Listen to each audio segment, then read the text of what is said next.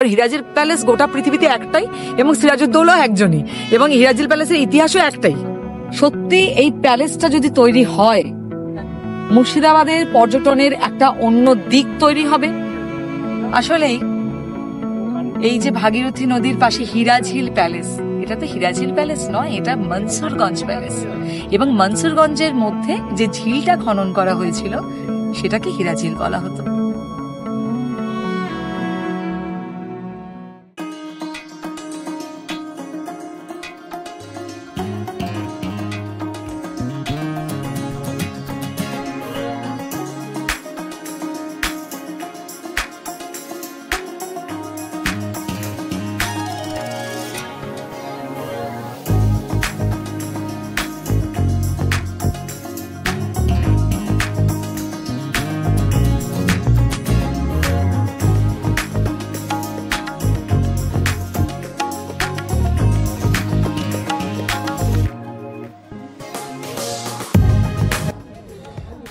এই যে নৌকায় পার হচ্ছে, উঠলাম, ওঠার জন্য পার হওয়ার জন্য নৌকায় উঠছি।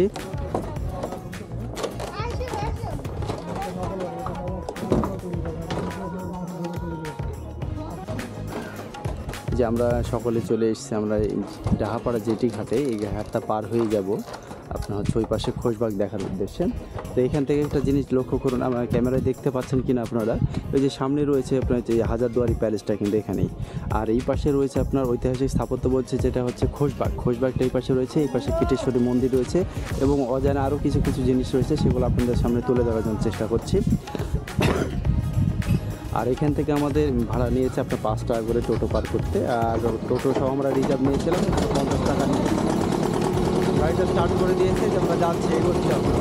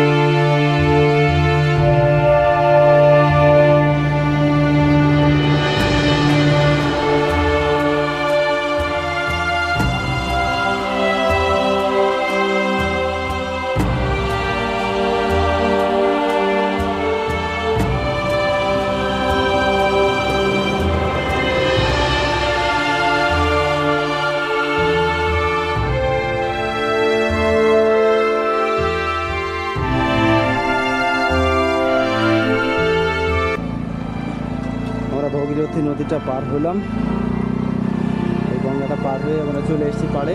এখন আমরা উঠে যাব উপরের দিকে।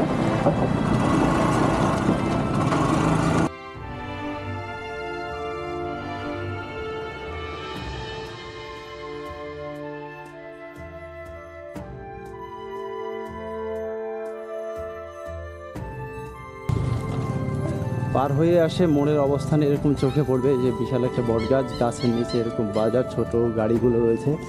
এখান থেকে যে চায়ের দোকান রয়েছে, এখান থেকে যে গাড়িগুলো রয়েছে, এখান থেকে আপনারা গাড়িগুলো রিজার্ভ করে আপনাদের পছন্দ মতো স্পটগুলোতে যেতে পারেন।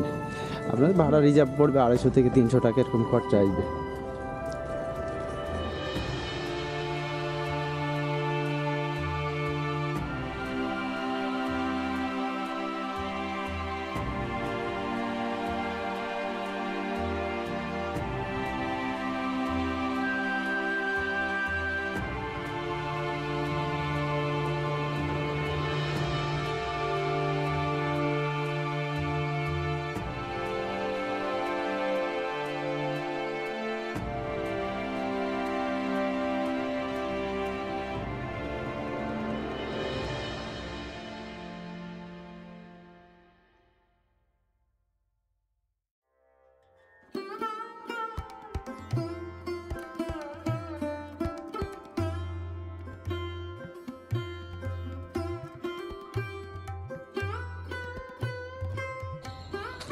মুর্শিদাবাদের ইতিহাস, নবাব সিরাজউদ্দৌলাকে দেখতে আসা, আসলে সে সিরাজের তো কোনো কিছুই নেই।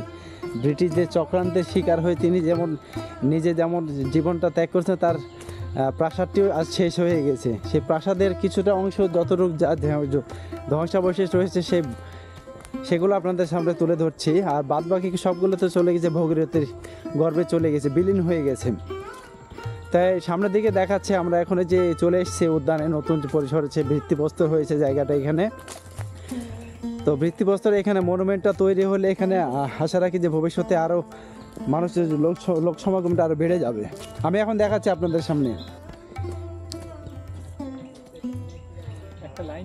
এই যে বুঝতে পাচ্ছেন, এইটা হতে পারে যে সিরাজউদ্দৌলার বাসার হিরাজিল প্রাসাদের ছাদের কার্নিশ অথবা মেজের কার্নিশ হতে পারে। দেখুন নকশাগুলো দেখুন কীরকম, এই যে এরকম দেখুন, বুঝতে পারছেন এবার?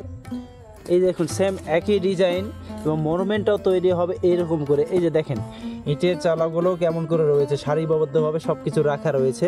যে দেখেন এখানে শুধু এখানে না, অনেক দূর পর্যন্ত বিস্তৃত হয়ে চলে গেছে। এই যে সামনের দিকে আমি যত এগোচ্ছি দেখুন সেম একই জিনিস। এই যে হিরাজিলের সেই ধ্বংসাবশেষ, সিরাজদৌলার প্রাসাদ। বাসা। এই যে দেখুন প্রাসাদের ধ্বংসাবশেষ, ইটগুলো দেখতে পাচ্ছেন আমার সামনে। এই যে গাঁথুনি, সেই বিশাল সেই নকশা, আগেকার নকশাগুলো দেখুন। এই যে সেই বিল্ডিংয়ের এক পার্শ্বগুলো এখানে রয়েছে। আমি সামনের দিকে আরও একটু এগোচ্ছি, সামনে গিয়ে দিকে দেখাচ্ছে আপনাদেরকে। এই যে নকশা, আমি পুরোটাই ধরে যাচ্ছি আস্তে আস্তে। এই যে দেখুন রাস্তার নদীর গর্ভে চলে গেছে, সব কিছু ভেঙে গেছে। এই যে দেখেন, এই যে এখানেও সেই কার্নিশগুলো রয়েছে বিল্ডিংয়ের, এখন কতটা মজবুত ছিল তাহলে বুঝতে পারছেন। এই যে দেখুন, আর পুরোটা তো এই যে চলে গেছে ভাগীরথী নদীর বুকে চলে গেছে, বিলীন হয়ে গেছে। এই যে সামনের যে অংশটা দেখছেন, এই যে এইখানে যে অংশটা রয়েছে, এই যে অংশটা রয়েছে, সেই অংশটাই আপনার এখানে কিন্তু একটা ওয়াল রয়েছে, সেই ওয়ালটা কিন্তু অনেকখানি ভেঙে গেছে। আর পুরোটাই নদীর গর্ভে কিন্তু অনেক ওয়াল রয়েছে। আসলে পানিগুলো প্রত্নতাত্ত্বিক বিভাগ যদি সংরক্ষণ করতে চায় অবশ্যই পারবে, যদি তাদের সমস্যা সাপেক্ষ হবে, অনেক সমস্যার সম্মুখীন হতে হবে। তো যতটুকু রয়েছে সেতটুকুই বাঁচানোর আস্থা নেই। সিরাজউদ্দৌলা আন্দোলন চলছে, তো সেই আন্দোলনের পরিপ্রেক্ষিতে মনুমেন্টটা তৈরি হয়েছে। তো আমি বাকি অংশগুলো আপনাদের সামনে একটু দেখানোর চেষ্টা করছি। এই যে দেখুন এখানে ওয়ালের পাশে দেখুন, এই যে ইটের গাঁথুনিটা দেখুন কত দূর পর্যন্ত বিস্তৃত রয়েছে। এই যে নিচে থেকে চলে গেছে উপর পর্যন্ত। এই যে গাঁথুনি, সারো সারো ইটের গাঁথুনি, সেই মোগল আমলের যে সেই রাজা বাদশার যে ছোটো ছোটো ইটগুলো ছিল, যে দিকে দেখুন এখানে যদি আপনি স্পর্শ করেন ফিল পাবেন সেই হিরাজির প্রাসাদের। সিরাজের সেই বাংলার, বিহার, উড়িষ্যার সর্বপ্রথম স্বাধীন যেই নবাব ছিলেন, তারপর থেকে তো বাংলাদেশ, এই বাংলা তো পুরো পরাধীন হয়ে যায় ব্রিটিশদের কাছে। এই যে এটা কিন্তু এই যে ধ্বংসাবশেষ আর একটু ওয়াল, এই যে দেখুন আমার ক্যামেরাতে হয়তো দেখতে পাচ্ছেন কিনা আপনারা, পানির স্রোত, প্রচণ্ড স্রোত রয়েছে। এই যে দেখুন সে ওয়ালের ধ্বংসাবশেষ, এবং সামনে দিকে ওটা একটা ধ্বংসাবশেষ, যেখানে অনেক আবর্জনাগুলো, একটু শ্যাওলাগুলো জমে গেছে ওয়ালের সাথে বেঁধে। এখানে আর একটা বিষয় হচ্ছে যে এই ধ্বংসাবশেষ রক্ষার্থে সবাই আপনারা এগিয়ে আসুন। যতটুকু যা স্মৃতিচিহ্ন রয়েছে, মুর্শিদাবাদে আমরা যে নবাবকে দেখতে আসি সে নবাবের কোনো স্মৃতিচিহ্ন নেই।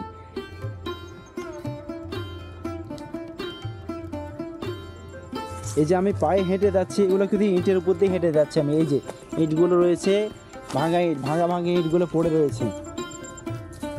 এই যে হ্যাঁ, এখানেও ফিল পাচ্ছি ইট রয়েছে, ইট মাটিতে একটু চাপা পড়ে রয়েছে। এই শ্যাওলায় প্রচণ্ড অবস্থান খারাপ, যে জিন আছে সে আরও ভেঙে যাচ্ছে। এই যে ইট, এখানে ইট রয়েছে, এখানে ইট রয়েছে, পুরো গাঁথনি। ওই পাশের দিকে একটু দেখায় আপনাদেরকে, এই যে পুরোটা ইট। আর একটু নামবো নাকি? কি দেখালে নেমে আগে বলো, আমি তাহলে। এই যে দেখুন ইট, দেখুন এখানে কতটা গাঁথনি দেখতে পাচ্ছেন। ভাবতে অবাক লাগে, যেখানে যখন স্বাধীন বাংলার উড়িষ্যা, বাংলা, বিহার, উড়িষ্যার যেই রাজা বাচ্চা ছিলেন হিরাজির প্রাসাদ, তো হিরাজির প্রাসাদের যে নবাব ছিলেন সিরাজউদ্দৌলা, এখানে তার নানা তৈরি করে দিয়েছিল প্রাসাদটি, এই নদীর পাড়ি করে দিয়েছিল। এই কারণে জ্যোৎস্না রাতে প্রতিফলিত হয়ে সে বিল্ডিংটা নাকি চকচক করতে, হীরার মতো চকচক করতেছে। আর সেখান থেকে নামকরণ দেওয়া হয়েছিল হিরাজিল প্রাসাদ। এবং এই বিষয়টা ভাবুন, এখানে পুরো চত্বরটা বিভিন্নভাবে অংশ দখল হয়ে গেছে। এই জায়গাটিতে আপনার এক সময় এত বড় প্রাসাদটা ছিল, ইউরোপীয় তিনটে রাজা বাচ্চা যেখানে একসঙ্গে বসবাস করবে পারবেন, এত বড় প্রাসাদটা ছিল। প্রাসাদটা সব তো নদী গর্ভে চলে গেছে, তো যতটুকু আছে ততটুকু বাঁচানোর আবেদনে সবার প্রচেষ্টা চলছে। আমি আর একটু সামনে যেতে দেখাচ্ছি, আর এক স্টেপে এই যে নদীর আরেক পাশে এই ওয়ালটা, এই যে একটু দেখে নিন আপনারা, এটা পুরোটাই হচ্ছে একটা দেয়ালের চারটান পড়ে গেছে, পুরো একটা দেয়াল পড়ে গেছে। এটা এই যে এটা পড়ে গেছে। আর এই যে আমি যে পাশ দিয়ে নেমে আসলাম, এই যে এই পাশটা দেখুন, এই যে নবাব সিরাজউদ্দৌলা যেভাবে অস্তমিত হয়ে যায় স্বাধীনতা থেকে, তারপর থেকে ব্রিটিশদের হাতের কবলে পড়ে যায় 200 বছরের জন্য বাঙালি জাতি। তাছাড়া ডেভেলপ হইতে অনেক কিছু হইতে পারত, কিন্তু বিশ্বাসঘাতক মির্জাফরের কারণে এই অবস্থাটা হয়ে গেছে। এই যে সেই গাঁথনি দেখুন পিলারে,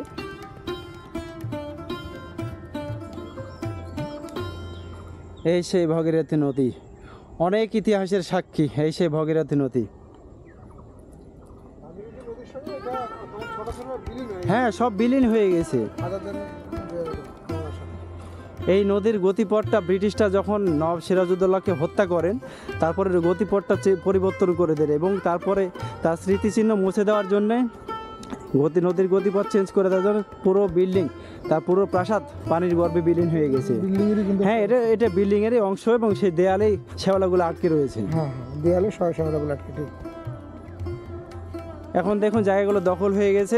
আমি এখন উদ্যানটা দেখাচ্ছি, যে জায়গাটা মানুষে এখন যদি নতুন প্রজন্ম দেখার জন্য তৈরি করা হচ্ছে। ইতিহাসটা কিছুটা আটকানোর সংরক্ষণের জন্য ব্যবস্থা করছে লোকজন, এখানকার স্থানীয় লোকজন। আর এটা মেন উদ্যোক্তা হচ্ছেন সমরবিতা দেবী, যিনি জানাকে আমরা লুৎফুন্নেসা বলি, যে নবাবের সিরাজের স্ত্রী ফিরে এসছেন। এই যে দেখুন, এই যে গালান চিত্র, এখানে আপনি হাত দিলে বুঝতে পারবেন আসলে সেই ইতিহাস সম্পর্কে যারা গবেষণা করেন তারা ভালো বলতে পারবেন। যেখানে হাত দিয়ে বানাতেছি, এই দেয়ালে বুঝতে পারছে যে কতটা ধরনের এর ভেতরে কান্না হাসি সব কিছু এখানে নিবৃত্তিতে ছিল। নিবৃত্তে দেখেছে ইট পাথরগুলো শুরুর থেকে ধ্বংস পর্যন্ত, এর ভেতরে কি হয়েছে না হয়েছে সব কিছু সাক্ষী কিন্তু এই ইটগুলো রয়েছে। এই যে অনেকখানে এই পুরোটাই রয়েছে এইদিকে। আমি যতটা জেনেছি স্থানীয় লোকের কাছে থেকে, এখানে যে ওয়ালগুলো উপরে ছিল সবগুলো আস্তে আস্তে ভেঙে সবগুলো, মানে জায়গা দখল হলে যা হয় সবগুলো ভেঙে দিয়েছে, যার কোনো স্মৃতিচিহ্ন নেই। তো আসার পথে একটা বাড়ি দেখলাম, ওই আমলের ইটগুলোতে একটা বাড়ি নির্মিত। আসলে সেই বাড়িটা আমি দেখাচ্ছি না, তার মনে আঘাত লাগতে পারে, সেটা দেখানো ঠিক হবে না। আপনারা এই পথে যখন আসবেন অবশ্যই লক্ষ্য করে ডানে বাই একটু চোখ নজর করলেই আপনি হিরাজিলের শুরুতেই দেখতে পাবেন সেই বাড়িটা। এই যে হিরাজিল শহীদ মিনার যেটা তৈরি হচ্ছে, নির্মিত হবে, তার আর্কিটেক্ট পিকচারটাকে আপনাদের সামনে, প্রস্থে হচ্ছে 147 ফুট হবে এরকম দেখতেছেন। আর উপরটা হচ্ছে যে মিনারটা 123 ফুট যেখানে দেওয়া আছে। আর বিল্ডিংয়ের জাদুঘরগুলো হবে এরকম ধরনের 23.6 ফুট। এই যে তার উপরে ভিউটা দেখুন, নকশাটা, এগুলো হচ্ছে সেই নকশাগুলো হচ্ছে ছাদের কার্নিশ অথবা মেজের কার্নিশের সেই নকশা ডিজাইন, এগুলো নকশা করা। আর নিচে এগুলো হচ্ছে যাবার পর ভিতরে মিউজিয়াম থাকবে, আমি যতটুকু জেনেছি ভেতরে মিউজিয়াম। এটা হচ্ছে সিঁড়ি, আর উপর থেকে ওয়াচ টাওয়ার, যেখান থেকে পুরো মুর্শিদাবাদ হোল মুর্শিদাবাদকে দেখতে পারবে। আর এতে মানচিত্র সূচক দেওয়া আছে, প্রবেশ পথ, মুক্ত মঞ্চ, ভবিষ্যৎ পরিকল্পনা, হিরাজির শহীদ মিনার, ভাগীরথী নদী, দর্শনস্থল, ভগীরথী নদী, সোলার প্যানেল, ঝিল, বাগান সব কিছু এখানে সমাহিত থাকবে একত্রিত। আবার ভবিষ্যতে আশা রাখছি যে এটা পূর্ণাঙ্গ হলে আরও আপনাদের সামনে তুলে ধরার চেষ্টা করব। এখন দেখি এই যেই জায়গাটা দান করেছেন যেই মহৎ ব্যক্তি উজ্জ্বল দা, তার সঙ্গে কিছুটা কথা বলতে পারি কিনা।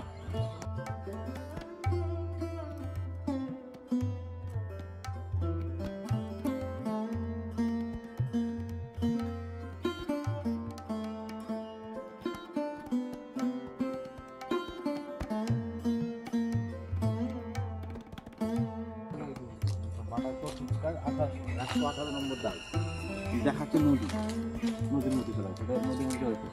তারপরে আপনি যে জায়গাটা ঘুরে এলেন সেটা 117 যখনকার আপনার দেখাচ্ছি, যখন 1921 সালে হাইড্রোক্সাইড হয়েছিল ওটা তাহলে তখনকারই হয়েছে। দিয়ে এই জায়গাগুলো বিশেষ করে নবাবের যে ট্রেজারি, মানে একটা কমিটি ছিল, ট্রাস্টি, ইস্ট ইন্ডিয়া কোম্পানি চলে যাওয়ার পরে একটা নবাবের ট্রাস্টি কমিটি হয়েছিল। আমরা যেখানে বাড়ি আছে ওটা নবাবে, আমাদের ওই সাইডে কারণ ওইটা আমি ওটা তো বিষয় হচ্ছে দাদা আমরা আসছি, ঠিক আছে, আপনি যা বলছেন ইনি আপনাদের আমরা সেইভাবে প্রেজেন্ট করার চেষ্টা করব, যতটা সম্ভব আমাদের তরফ থেকে যতদূর পারি মানুষজনকে জানাবো, যাতে আমাদের ইতিহাসগুলো রক্ষার্থে হয় এবং সেই ইতিহাসগুলো ভবিষ্যৎ প্রজন্মের কাছে পৌঁছে দিতে পারি। আপনি একটা ভাবুন, একটা কথা বলি, যখন সোশ্যাল মিডিয়ার সামনে যখন এলাম, মুর্শিদাবাদে যতটা পর্যটক আসে সিরাজকে উদ্দেশ্য করে আসে, কিন্তু সিরাজের কিছু না পেলে তাদের মনের হৃদয়টা কেমন হয় সেটা একটু ভাববে। এবং সিরাজ যদি কিছু পেয়ে যায়, ভক্তি করার জায়গা যদি পায়, একটা কাপড় চড়ানোর জায়গা পায়, চাদর যেটা চড়ানো হয়, তারপরে সিরাজকে একটু মনে প্রাণে হৃদয়ে যদি দেখতে পাই, তাহলে পর্যটকদের মনে মনে হয় আশাটা পূর্ণ হবে। সেই আশা করে কিন্তু মুর্শিদাবাদে আমাদের দেশের রাষ্ট্রের বাইরেরও যে মহান ব্যক্তিগুলো আসেন, ইতিহাসপ্রেমী মানুষগুলো আসেন, তারা সিরাজের লাইফ হিস্ট্রি সেভাবে লেখকদের কাছে পাননি এবং সঠিকভাবে তার হিরাজিলের কান্না বলে সিরিয়াল একটা আছে মনে হয়, সেই সিরিয়াল থেকেও শুনে দেখে বুঝে দেখবো জায়গাটা। এবং আমাদের পার্শ্ববর্তী বাংলাদেশ, সেখান থেকেও তো প্রচুর মানুষ আসে, তারা এসে আফসোস করে, ইস সিরাজের জায়গাটা যদি থাকতাম আমরা পাশে, সিরাজের এই 200 বছর ইস্ট ইন্ডিয়া কোম্পানির কাছে বিক্রি হয়ে যাওয়া কি ভুল করেছিল মির্জাফর বংশধররা, বা ভুল বললাম, মির্জাফর কি ভুলটাই করেছিল, জগৎ সেটরা কি ভুলটাই করেছিল, একটাই কারণটা হচ্ছে এই কারণ যে 200 বছর পুরো পিছিয়ে গেছি। যদি সিরাজ বেঁচে থাকতেন ইতিহাসটা কিন্তু অন্যরকম হতো। দাদার সর্বদা মঙ্গল কামনা করি, আপনাদের এই মহৎ উদ্দেশ্য আরো অনুপ্রাণিত করে লোকজনকে সফল হোক। আমরাও চাচ্ছি যত দ্রুত হবে আমাদের তো তত ভালো লাগবে।